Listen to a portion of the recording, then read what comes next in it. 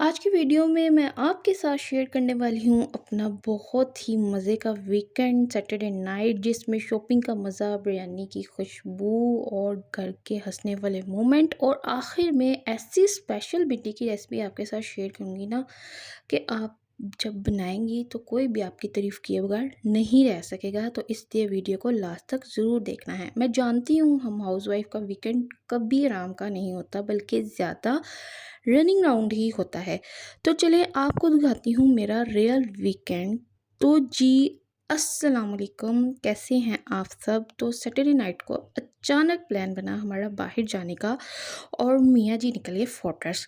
वहाँ जाके दिल खुश हो गया। हर सूट इतना प्यारा, इतना खूबसूरत और रीज़नेबल प्राइस में, सिर्फ़ और सिर्फ 3000 रुपये का।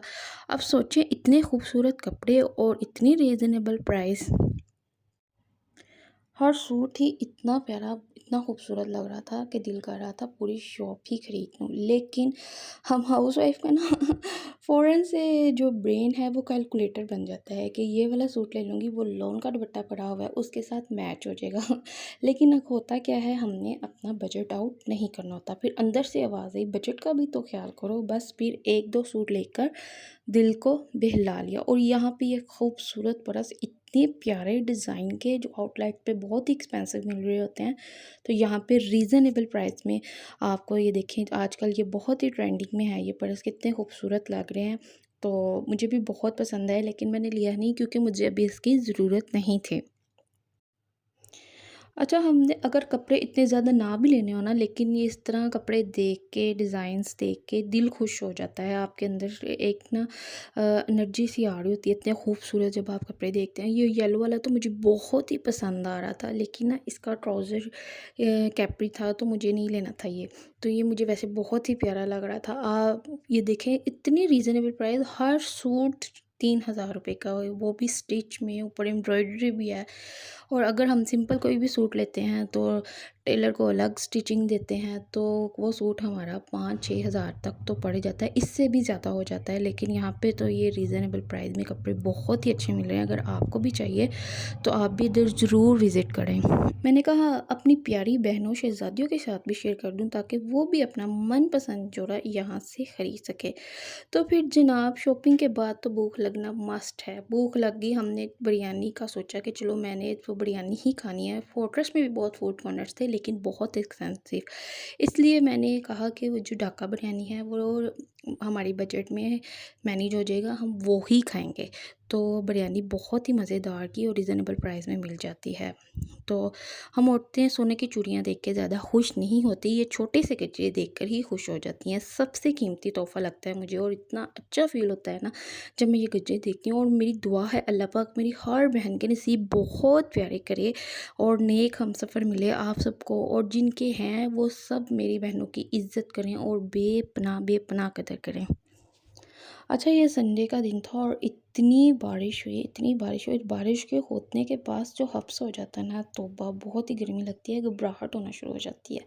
तो आज मैंने बनानी थी भिंडी के, ऐसी भिंडी बनानी थी कि मियाँ जी जो है ना कॉम्प्लीमेंट दिए बगैर ना रह सकें।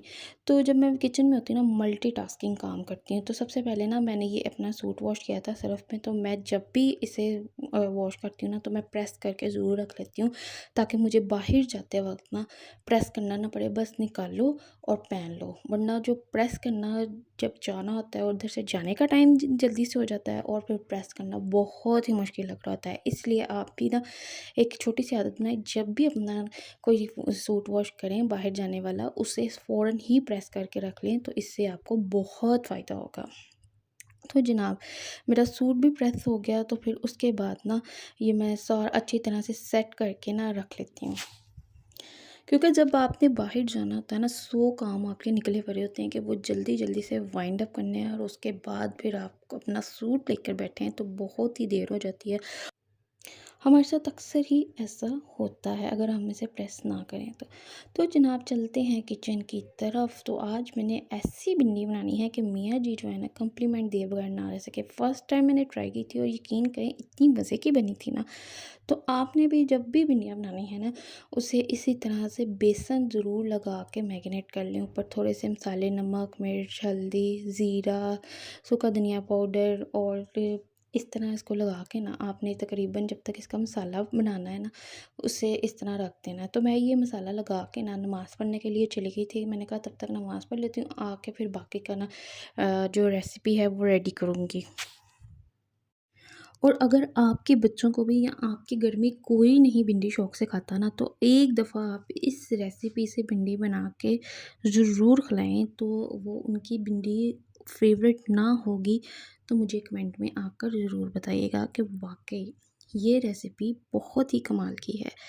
तो मुझे आप भी बताइएगा आप कैसे बनाते हैं। मैंने पहले ऐसे कभी नहीं बनाई थी, तो एक वीडियो मैंने देखी उसमें मैंने कहा चलो ट्राई करने में क्या है, मैं नई नई रेसिपीज़ ट्राई करती रहती हूँ।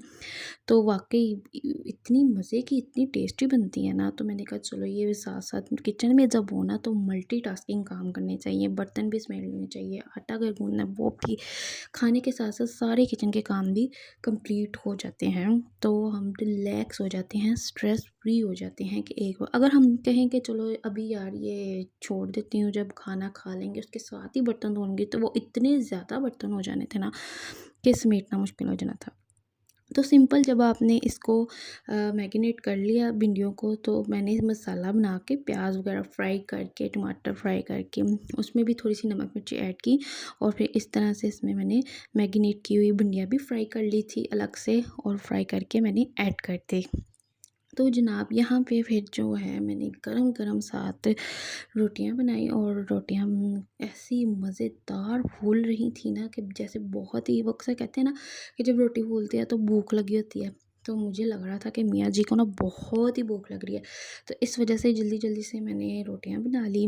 और साथ ही एक टिप यहाँ पे आपके साथ और शेयर करूँगी कि आपने अगर ये इस तरह चटनी के क्यूब्स बना के रखे होते हैं ना, तो अक्सर वो हम डाल देते हैं, मिक्स करने में टाइम लगता है। तो आप ना ये इस तरह से अगर इसे क्रश कर लेंगे ना, तो 1 मिनट भी नहीं लगेगा और आपकी दही की चटनी जो है मज़ेदार किस्म की बन के रेडी हो जाएगी। मैं तो जब भी बन क्यूब्स को ऐसे क्रश कर लेती हूँ ना, तो मेरा दही जल्दी से चटनी जो है वो तैयार हो जाती है।